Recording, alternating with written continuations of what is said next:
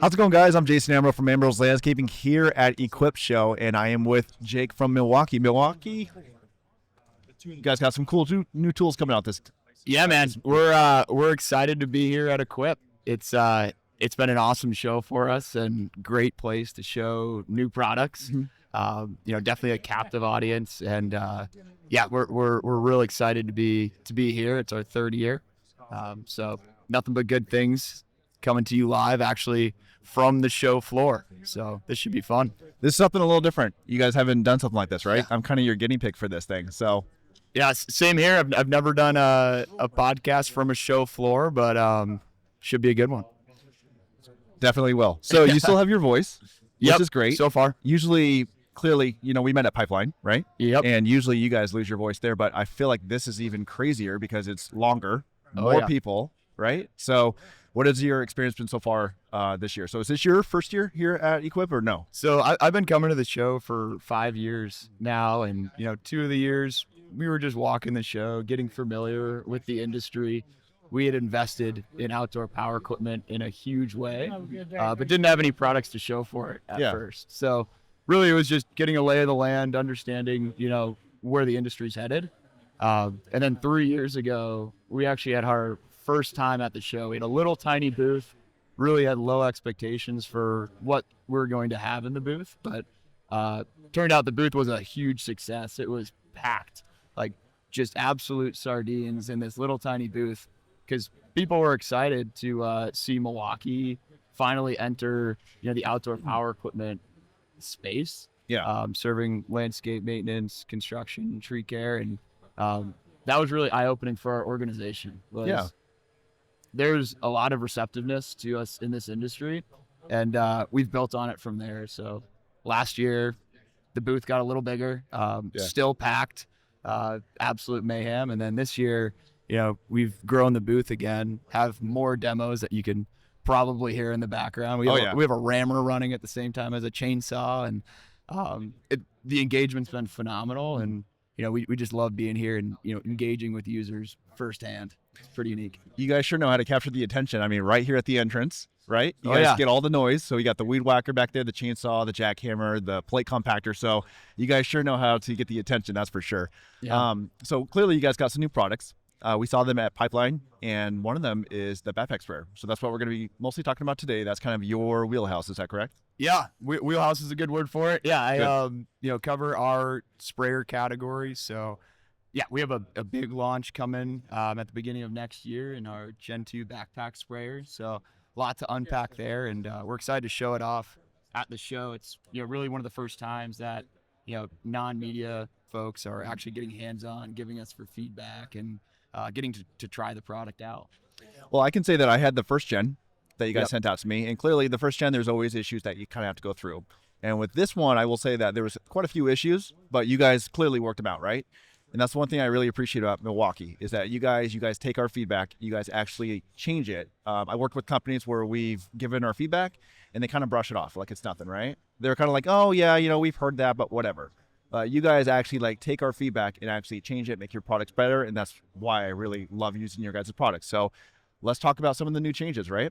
Yeah. Where should we start? Because you guys made a lot of new changes. Yeah, we're excited about this one. And to your point, Jason, we're a user-obsessed company, all the way from the top down. We have our leadership, our product managers, our engineers obsessed with the end user. What are they doing when they wake up in the morning? What are their inefficiencies throughout the day as they're going through their work? And, what are those little things that keep them up at night, right? That, really stress on their business.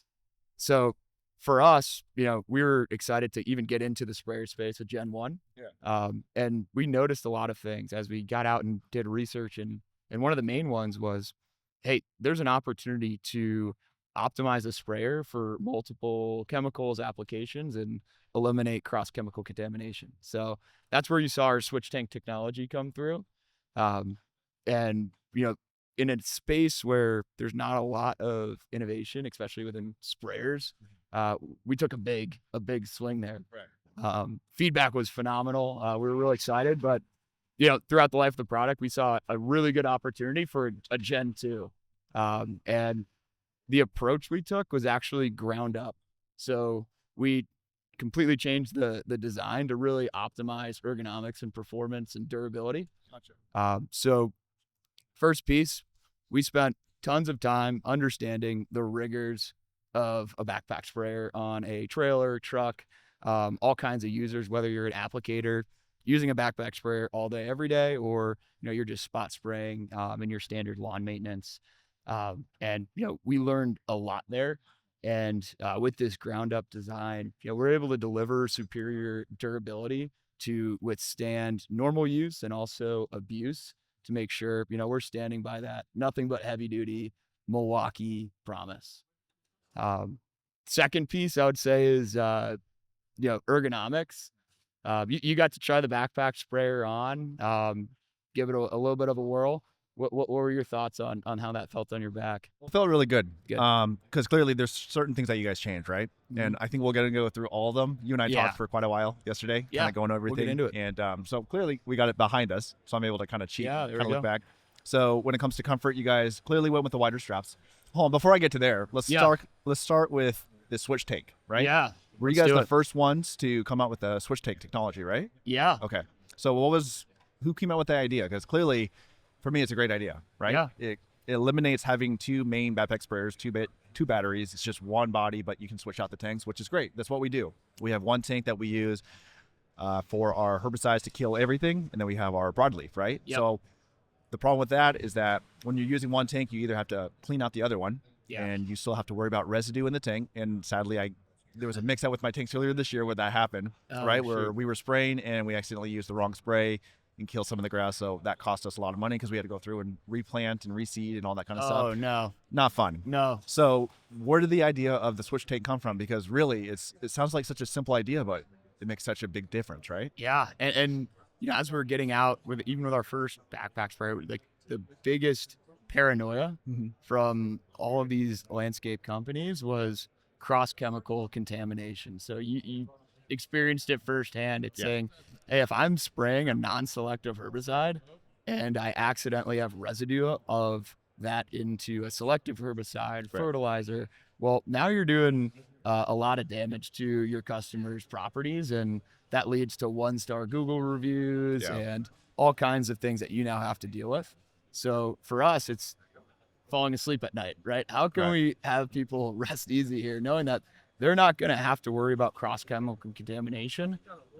Initially we saw landscaping companies just spray painting a backpack sprayer red and purple and green, and that would only be used for one chemical. And a lot of these companies would just roll around with 3 different backpack sprayers, taking up a ton of space within the trailer, a lot of overhead. So for us, we got to take a step back and say, how do we truly innovate here and give a feature that actually has value to the user? Correct. So we took that approach of isolating the pump, hose, and wand. So pretty much everything that touches chemical to the tank. And then we designed a powered base with the motor and electronics that made up with the tank externally and spin the pump. Gotcha. So essentially now you can have one powered base, add multiple tanks for all kinds of different chemicals and applications, and not have to worry about cross-chemical contamination, which, at the time when we launched it, is incredibly innovative, and we're still the only ones that deliver that technology. So excited to continue to offer that feature on Gen 2. So you were saying on switch tank side, you've used the Gen 1. So what kind of chemicals are you leveraging, and what was your system for managing tank spaces, stuff like that? So we have separate tanks. Mine are labeled with a permanent marker, which not the greatest because it eventually wears off, gets covered up with dirt or whatever like that. And so I guess that would go through one of the first things that you guys changed, right? You guys added a label with different colors. So tell us a little bit. Yeah, one of those simple things, right? So we were seeing all these companies with our Gen 1 units, and they would use their own unique approaches to labeling tanks, because obviously you have a wide variety of chemicals in these things, and you have to really over communicate that, hey, this is a certain chemical and this is another chemical, and we don't want to accidentally spray the wrong chemical. And we kind of left it up to the users on how they wanted to indicate that.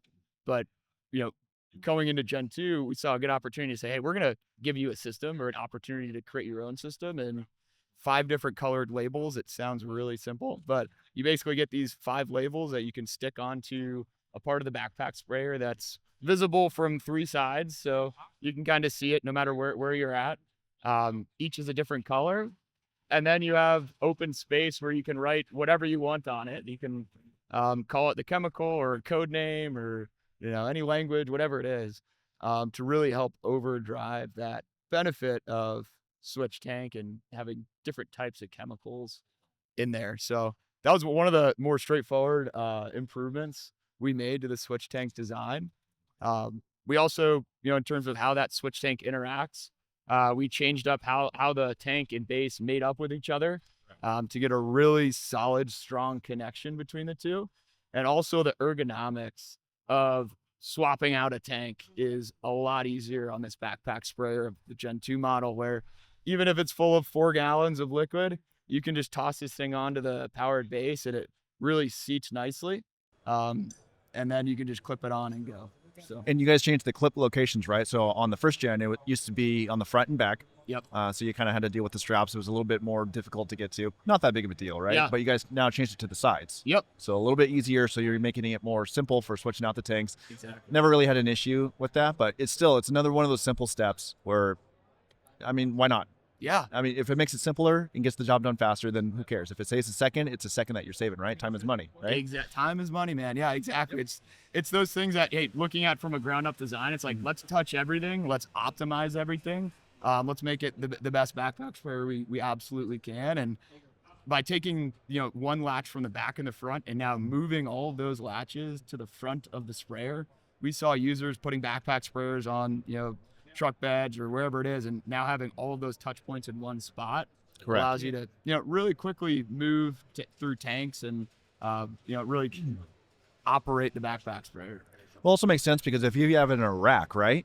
If the clip is on the back side and if it's up against the wall or up against something, you can't get it. So you have to actually take the whole backpack out. So now that it's on the side, you can actually leave the bottom plate inside and switch out tanks that way. So again, it's another simple thing that you guys thought of, which clearly I appreciate. So that's always awesome. Yeah, man. Absolutely. Another thing you guys made difference for is that you guys kind of changed the placement of the pump and stuff like that, right? So the pump and battery. Well, actually, here, let's go back to the previous one. So we talked about latches, right? You guys also changed the battery location. So before, you used to access it from the side. Now you access it from the front. And with that, you put the pump above it. And you guys did that to now give the weight ratio or closer to your back with the water, right? So you want to kind of explain that because you designed it, so you, right? 100%. Yeah, we did an awesome study on ergonomics. You know, we have a lot of technology, you know, back in our development office, and we can do a lot of user studies where we understand center of gravity on backpack tools, right? And understand the dynamics of that. Uniquely on backpack sprayers, the tool is getting lighter as you're using it, which doesn't really happen with battery products. You know, the battery stays the same weight as you discharge it. It's not like gas where it gets lighter as you go. So, yeah, we put in a lot of time to understand how those ergonomics work. And the key piece we found is center of gravity.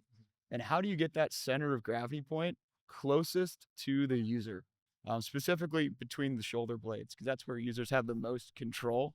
Yeah, you look at competitive backpack sprayers, even our Gen 1, a lot of that weight is low and far away from the user. And the interesting finding there was most of the weight is liquid. It's actually heavier than the pump and motor.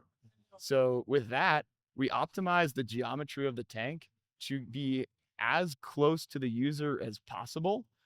We actually wrap part of the tank around the back frame to really get that liquid close to the user. And as you discharge it, that center of gravity continues to be incredibly close to the user. So you could go through multiple tanks per day and feel like you have full control, because no matter how light we make this backpack sprayer, you're still gonna have 4 gallons of water on your back. So in terms of center of gravity, we're really excited about this one, where you feel it as soon as you pick up this sprayer. You have way more control versus Gen 1 or, you know, any other manual or battery unit out there. Correct. So we're excited for that one. Actually, this one thing I didn't ask you yesterday was what is the weight difference empty? So no water, right? Yeah. What is the weight difference of this new gen versus the last one? Is it lighter, heavier, or is it around the same? So when you look at the switch tank design, Yeah. it's naturally going to add a bit of weight to the overall design, right? So we have latches in there. We're isolating components to make sure that we can deliver that switch tank technology. So with that, we saw total weight is, definitely a need in terms of keeping it down. But, the weight of the tank is going to be the weight of the tank with water in it. But the big piece was ergonomics. Right. Since it's a backpack unit, you're holding the weight with your entire body, but now it's a part of your body. So Right. you got to maneuver with this tool, and you got to feel like it's part of you. So we actually did a lot of research with hiking backpacks, all across a bunch of other industries as well, to say, hey, this is a product that's living on a user. How do we make this an enjoyable experience? Exactly. So we did quite a bit of homework going into to the Gen 2. That's awesome. Yeah. So some of the other things, so talking about the first gen that I had, Yeah. actually you mentioned it earlier, or you mentioned it yesterday, is one of the things that you guys changed is also the filter on the inside, right? Yeah. So one of the issues that I had, and I think a lot of people had it in the first gen, was that when it got down to about a 1 gallon, it wouldn't pump anymore, right?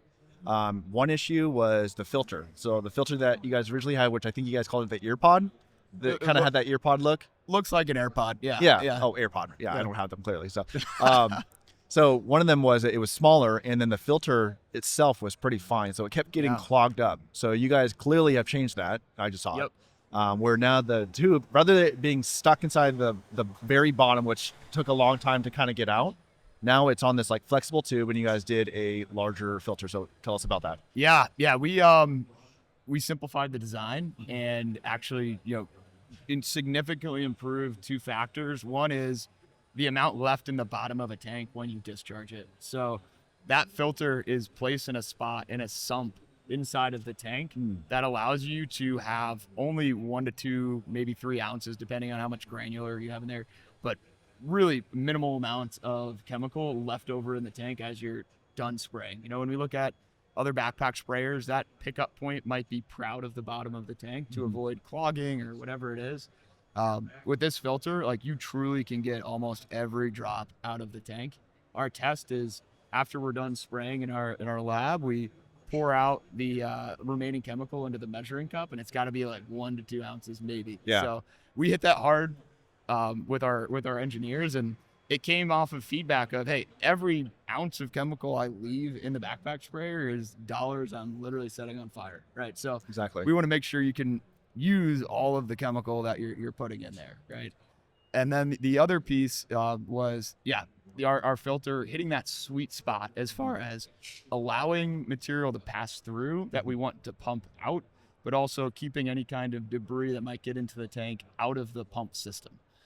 So we did a lot of, revisiting of designs and testing on what is the right opening surface for that filter. And we found one now that really does a good job of filtering out any kind of debris. We actually do tests where we just load a ton of dirt into the backpack sprayer. Yeah, you tell me about that. Water, and it essentially like filters through the dirt to find the water to spray it out. So it's a really robust design. And as we got out, we knew, hey, that is something that we absolutely, a non-negotiable, have to address with Gen 2. And I think we did a really good job, and excited to see everyone's feedback on that big improvement. Yeah, I'm excited to test it. Yeah. So clearly, when do these come out again? So it's coming out in March of next year. Perfect. So hopefully right in time for most people's spraying seasons when they get going. Yeah, that's about right. Should be good for you in the Northwest. Oh, yeah. The South, it'll be right on time. But we're excited to hit the 2025 season with a brand new backpack sprayer. That's awesome. Yeah, man. Yeah. Now, one thing I know on this one, I think it was on the first gen. I think the one I got was that you guys added the measuring cup under the lid, right? So I think the first gen, the very first one I got, did not have that. And I think you guys did add that. It was still on the first gen, but it was like Gen 1A or whatever, right? 1B or whatever. So what was the idea to install that underneath there? Because clearly I could see why it's beneficial for me, right? Yeah, it's one of those simple things where, you want to have all the tools you need for the product on you, right? On your person. And no one wants to carry around a cup or those things get lost immediately when you actually look at a landscaping operation, So having a cup on board one, it's convenience, right? Yeah. And, you're able to quickly access the cup, measure, and go. But also, you now have a cup for each tank, Correct. which I think is big. And having that stored inside of the tank. So everything that touches chemical, again, is inside of the sprayer. Correct. So really going above and beyond as far as like eliminating that paranoia of contamination is every sprayer gets their own dedicated cup, and it's right on board, super convenient, and accessible. So one of those small features that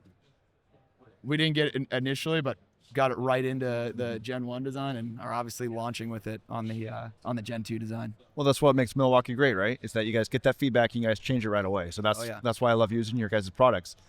Clearly, like you said, cross-contamination, we talked about that earlier. Yeah. So having that mixing cup, like I said, it's different when you're the business owner, you're more cautious of that stuff, but then you sometimes get these careless employees or just employees, they're having a long, hard day or whatever. And they easily kind of forget that. They get the cups mixed up if it wasn't properly washed out. That's the other thing, is that when you go to do the mixing, you got to wash it out because you don't want all that residue in there, because you don't want it leaking. Again, cups, they get lost. Oh yeah. I have my cups get lost, or we place them in a container. Sometimes they get smashed and they get broken, they crack.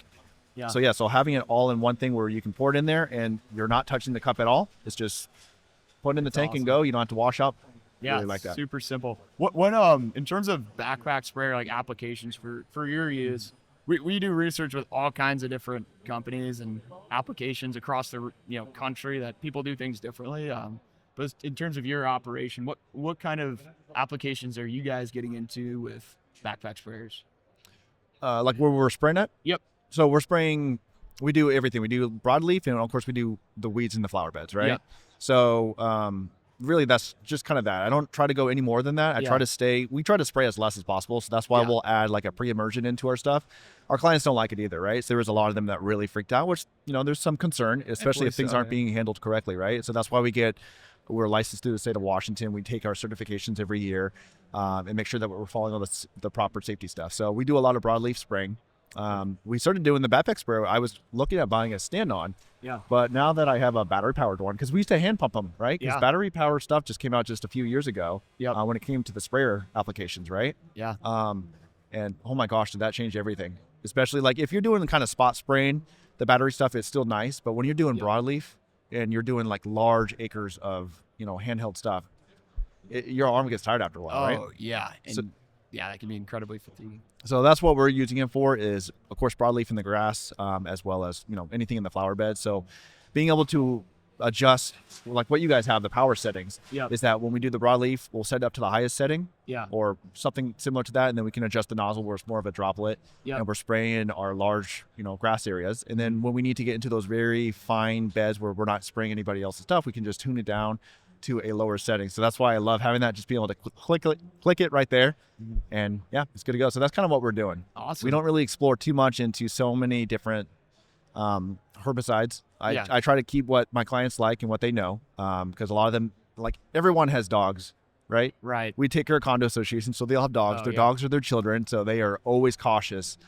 about what we're spraying. So we try not to change up too much. We try to let them know, here's the label, this is what we're spraying, this is the amount we're spraying legally that we can do. And then that way they're ensured that, okay, well, we're used to this stuff, so we don't have to worry about anything kind of happening to our dogs, Yeah, no, it makes sense, right? Limiting the spraying and, sticking to the core needs of your customer and not trying to overdo it. And I think that's interesting where, in your applications, right, you're going from spot spraying, broadcast spraying, and that's something we took a lot of time to understand. Like, we have 5 flow rate settings, but we didn't just arbitrarily say, all right, what's the lowest it can do and what's the highest can do, and then we'll kind of split it in between. We spent a lot of time with users understanding the exact flow rate pressure needs of those applications. And we have 5 settings to explicitly go after those applications. We didn't say more is better and let's go with 10, 15 settings, right? Because nobody needs that, and they're going to get lost in which setting is which and how to use the product. So when you look at the high end, you're talking about that big broadcast spraying application. You're on our setting 5, you're getting 0.52 gallons per minute. So you're really dispensing liquid fast. And the biggest piece there is consistency. where our pump is going to constantly apply the same flow rate as you go through a Gotcha. bed or whatever you're spraying. Where in our research, we found with these manual units, as you get fatigued, your shoulders getting to go, you're getting fluctuations in pressure. So if you come back after the fact, you see, certain parts of the lawn have more chemical than others or beds, and it really leads to an inconsistent end product, where it was a no-brainer for us. Like, hey, let's have this be a really consistent flow rate to make sure no matter what time of day it is, how you're feeling, whoever's operating it, right, you get that consistent result every single time, which we know, these companies really value is consistency. And then also, once you get down to settings 4, 3, and 2, those are real nice control broadcast sprays. Or if you're applying, chemical onto plants or, smaller areas where you still get flow rate, but it's a little bit more controlled in terms of how fast you're spraying. And then finally, flow rate setting 1, which we have a demo for. It's kind of a lame demo, but it's if you're a sprayer guy or gal, it's cool. Where you get a lot of control in flow rate setting 1. So we drop this thing down to 0.1 gallons per minute. So you're getting this big droplet size. So say, my water bottle is like this 1 chemical and we have a lawn here. I could drop selective herbicide just onto that plant and that's it, right? Yeah. You don't get that bounce off of concrete overspray, that big burn radius around a plant. So having that ability to have a super low flow rate for spot spraying, and then just with a turn of a knob immediately go to broadcast spraying. And I know you probably don't do this, but spraying, if you're a pest guy, spraying up into the 2nd story eave of a roof or to the canopy of a tree with flow rate setting 5, you're getting over 25 feet of vertical spray distance. So that versatility is really what we're looking to give to users, where you don't have to worry about how many times you pump the thing. It's we want to make a really intuitive experience for these users, which we're excited about. Yeah, for me, I don't do any kind of pesticide stuff. Yeah. And so there's never really spraying up. But for me, where we use the higher setting is for clearly a broadleaf, right? So we take care of the condos. So for the larger areas, I'm able to set it up to that level 5 and get that nice wide spray if I need to, because sometimes we're just doing a very light application, and then if we need to go back through and kind of fine tune it, then that's what we'll do. But that is one thing that I do like.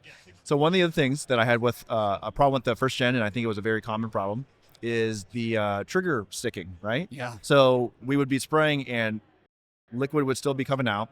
If you're walking through the grass, you're now leaving burn marks in these trails. And so you explained to me about how you guys changed that. So let's talk about that. So when you look at backpack sprayers, uniquely, you're running all kinds of different chemicals through them. So compatibility with everything that touches chemical within the flow path is critical, right? So, with this Gen 2 design, we have a extremely robust trigger string. So in all sprayers, when you compress a trigger, it opens a valve and lets you spray.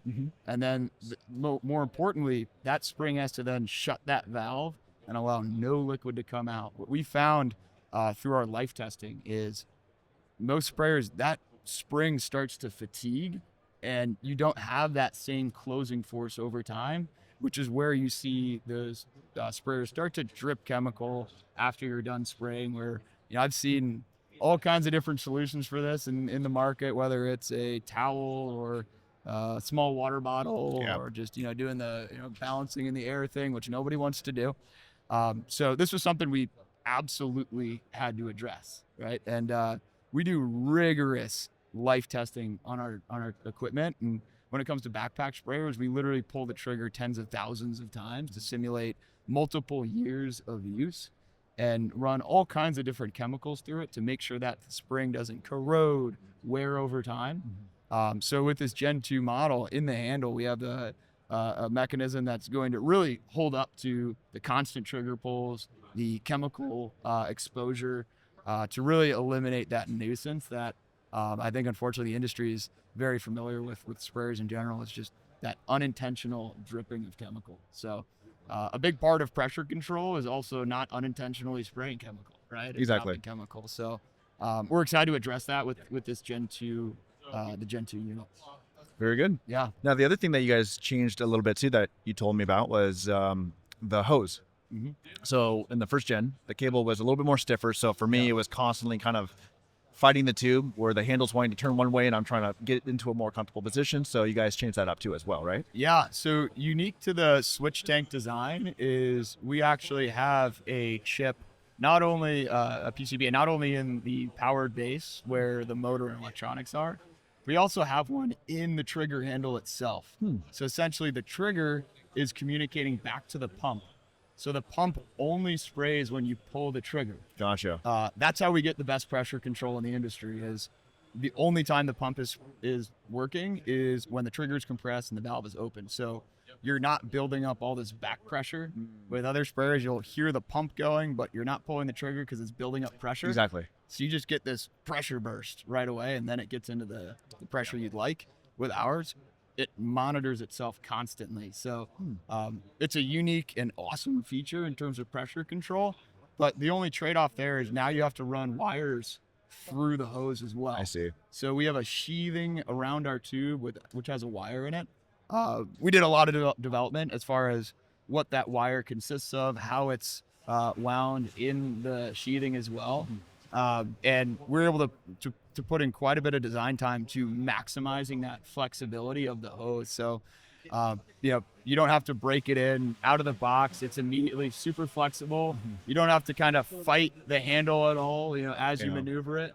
And then also the durability of this thing. We know this is going to get chucked into a trailer, and there's going to be a ride-on that, is ratchet strapped down, but it's going to kind of jiggle throughout, and there's all kinds of different things that are getting thrown in there along with it. And we're really confident that this design is able to withstand those normal wear and tear of the life of a backpack sprayer. Yeah, exactly.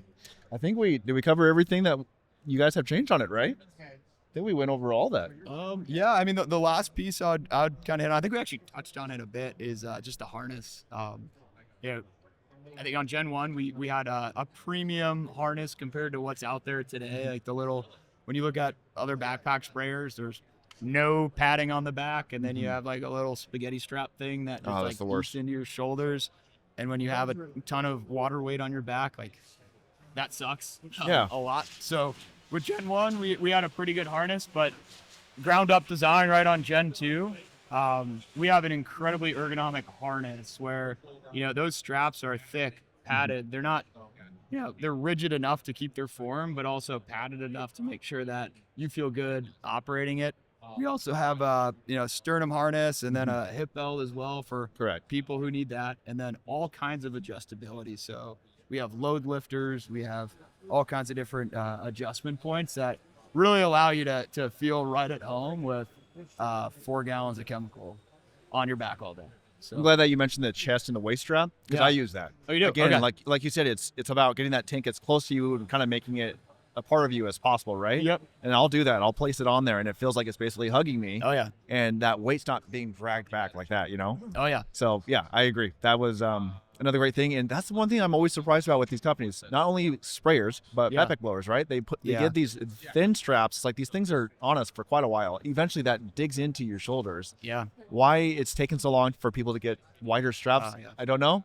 But I'm glad that you guys did that. So you guys I think we covered really everything. Like I said, from using the first gen and saying these are all the issues that I had, and then you guys already come out with the second gen and addressed every single one.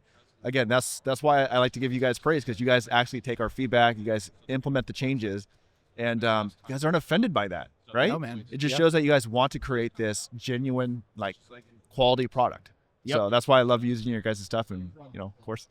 Absolutely. Yeah. I mean, when you look at this industry, we've approached our obsession with users throughout our whole journey with, you look at the electrician, right? Early on in our journey, we were dead focused on them and how do we design solutions for that user? And, we have hundreds and hundreds of solutions for them. And then, we expanded as far as user verticals go. And one of those big commitments to user verticals within landscape maintenance, right? And landscape construction. And, how do we design products for them? And we're just out in the field constantly spending hundreds and hundreds of hours just belly to belly with users, getting that raw, genuine feedback, the good, the bad, to implement products and introduce them to the market that solve real problems. Correct. Right. And that's the name of our game. And, we're just getting started as far as where this journey's going. But yeah, little things that we talked about today, we feel go a long way for that user experience. And a lot more to come from us. Very good. So to touch base again, I know I asked you this. Tell us when it's coming out again. Yep. And then also what the prices are, because I know you guys do your guys' package deals, right? So what is bare tank? Yep. The main unit, and of course your battery charger, all that stuff. Yeah, so it's going to be coming to a store near you in March of this coming year, so 2025, which right in time for that spraying season. As far as pricing goes, you got the tank alone, which is $199. You got the bare tool at $399, and then the kit at $499. Very good. Awesome. So now that we covered everything on the backpack sprayer. Yeah. All right. Tell us what other products you kind of manage. Yeah. So I cover a bunch of different categories for us. We also have quite a bit of a commitment to the tree care user. So spend a lot of time with saws and other solutions to make those types of users safer, more productive as well. They're also heavy users of backpack sprayers. Yeah. Doing all kinds of different applications. Then also, we cover string trimmers, edgers, our attachment system as well. So a lot of exciting products there that we're also making a lot of noise with behind us to demo. Yeah, you guys sure know how to capture the attention. That's right. Yeah, and that's what's cool about this show is we're able to demo, right? And I think from a high level, people see a brand in outdoor power that's not orange, and they have their skepticism, right? And I think that's rightfully so. For a company to trust a brand with their business, they've been doing that for decades, right? And now we have this new brand or not new. I mean, we've been around. It's our 100th year anniversary, so we've been around forever. But congratulations, new to this industry. Thank you, thank you. And we have to earn that trust, right? Like we're not going to go in and say, "Hey, we're best and the greatest," right? We want to genuinely earn the trust of the industry and do it at a grassroots approach. So.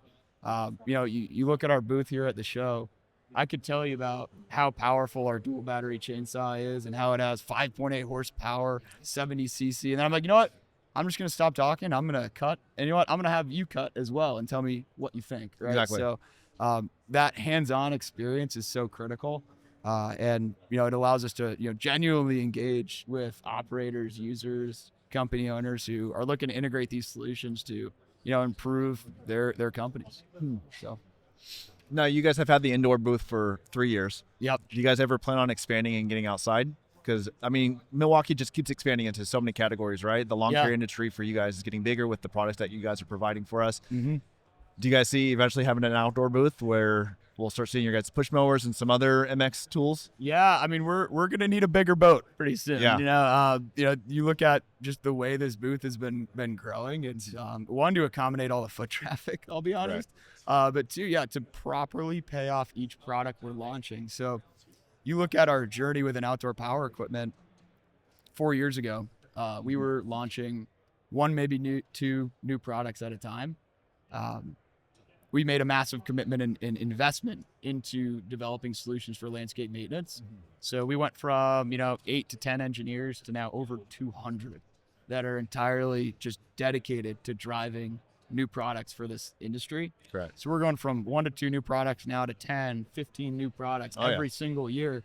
And that's really what Milwaukee Tool is we're a new product machine, right? And we go to market fast because of our commitments and ability to execute new product development.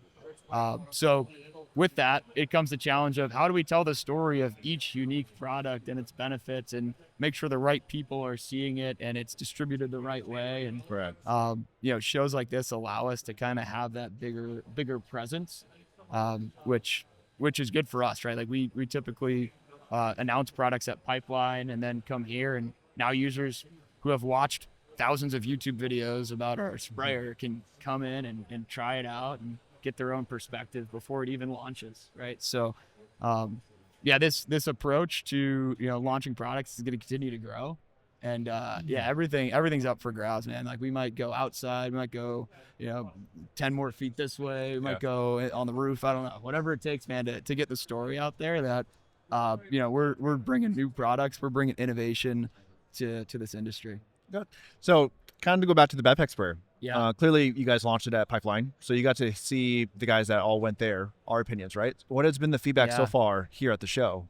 Yeah, it's been really solid. I think people are excited to see that we are committed to this space and have a Gen 2 model. So people have the Gen 1 unit. They also see our M12 handheld sprayer, which have you used that sprayer at all? I do have that. I was going to ask, Yeah. did you guys come out with the second gen for that? No, we're still on our first Okay. gen. But having both an M18 backpack sprayer and then an M12 handheld sprayer has really allowed us to address a lot of different parts of the sprayer market. So M18, that's our system, our workhorse system. We power most of our higher performance outdoor power equipment on M18, and then we have M12, right? So M12 is that portable productivity product. So that product's going to replace manual solutions. So you look at our M12 hatchet, for example. We invented the pruning saw space. We saw users put down their big chainsaw and pick up a handsaw to make small cuts in tight access areas. Well, we designed a solution for that that's powered in the M12 hatchet, where now you have a saw that's less than 5 pounds. You can get into tight access areas, and it reduces fatigue, increases productivity. So the theme of that M12 battery, that mission, really translated well to a handheld sprayer. So the 1 and 2 gallon unit, where we saw users with manual pump units, and really the hit to productivity on that side was super obvious, where you literally have to put the sprayer down, pump it on the ground, then pick up and go. And sometimes you forget to lock it and it falls and all this stuff. So with that unit, we're able to have the same flow rate control with 3 different settings and allow our users to really enjoy the benefit of battery on that M12 platform, just for spot spraying, small broadcast spraying. It fits on ride-on spreaders really well too. So a really versatile little product. And then have that complementary solution on M18 with our backpack sprayer, where we have these landscaping companies committing to Milwaukee. They see our commitment to our systems, that we're never breaking compatibility, and having that battery that works on a backpack sprayer that you can also work on your mower, backpack blower, is pivotal. So between those 2 products, we feel we have a pretty good grasp on the backpack and handheld space. And like I said, man, we're just getting started as far as our approach to this category within outdoor power equipment. Yeah, where you mentioned the M12 sprayer. So I have that. And where I tend to use that is for kind of specialty spraying, right? So when we do flower beds, they're like, we deal with, do you guys have horsetail? Oh, yeah. Horsetail? Okay, cool. Yeah, so we have horsetail. And so we use a specialty broadleaf. There's only a couple in our area that actually work pretty effectively. And so that's where I use that M12, where I don't need to do a full 4 gallons and stuff like that. Where I use that M12 is more for specialty spraying, right? So if I don't need to use my big tank just because I'm doing a small little flower bed, it's so easy to just grab that simple little M12, fill it up, use it for what I'm using, and then put it away. So that's one of the things. I know you guys didn't have the second gen, or I'm sure you guys are going to be coming out with the second gen, because what else? You guys keep improving, right? Yeah, man. Absolutely. Yeah, I mean, we're committed to the space, and I think we see awesome benefits of this M12 sprayer, and it's always awesome to see how excited people get about such a simple product. It's an M12 sprayer. It just sprays 2 gallons of liquid, but the game changer it is to people's operations, even for maybe it's not their primary application, but those secondary applications that always are more painstaking and take the most time out of your day, inconvenience you. If you have an intuitive solution to address that in the M12 sprayer, you're sleeping better at night. So how is it? Because this is one thing I noticed, is that it seems like the older generation kind of makes fun of us for all of our battery powered stuff, right? You guys keep coming out with these solutions where it's like, oh, you don't need a battery power for that. But honestly, it's just, I don't know. My generation tends to love that stuff. Yeah. It's another tool that simplifies my job, gets it done faster. Like I said, if time is money. So yeah. You know what I mean? No, I know exactly what you mean. And that's why we're in this industry. We look at, our approach, and, it's an industry that had been for a long time very stagnant.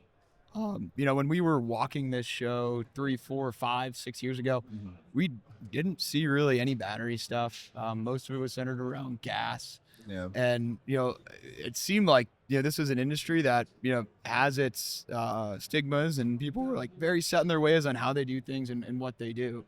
And that's right for us. Like, we see that's where disruptive innovation comes into play, where we're going to come in, and get genuine feedback from users and find ways to disrupt in a big way.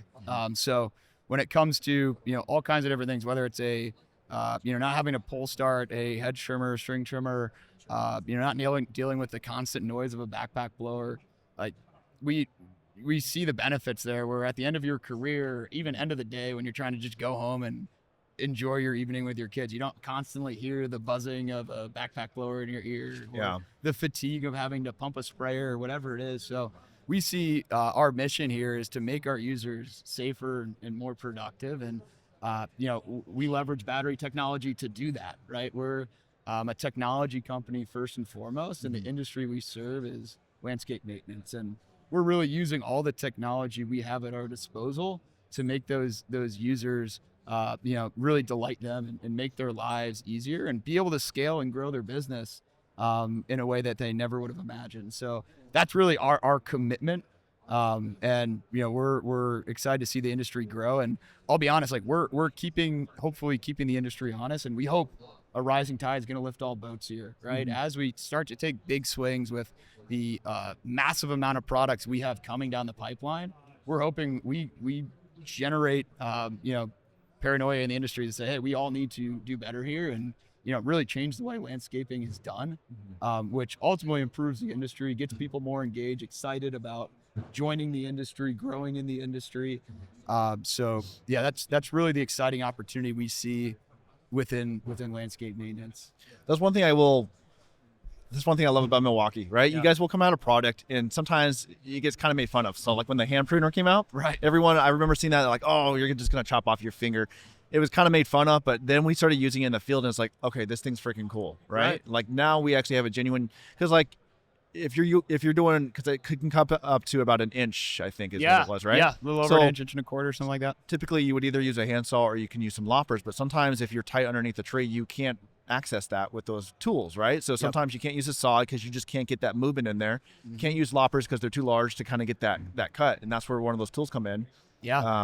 Where, like I said, it just simplifies it. So it's just one of those things where it's like, do you really need a battery product for that? And then you test it, you're like, you know what? Yeah, you do. It saves it. And then you see everybody else kind of follow you guys and follow suit and start building the same products and stuff like that. So I mean, great job. Absolutely. That's all I gotta say. And I will say, partnerships with you and people like you go a long way. Where we're genuinely looking to find voices within the industry that can tell a genuine story. We're not looking to sponsor the Super Bowl or have some superficial advertising or anything like that. We genuinely want to address the industry through genuine voices, and we really appreciate the partnership and you coming into a podcast in the middle of apps. I don't know if you can see it, but this booth is absolutely crazy and hectic.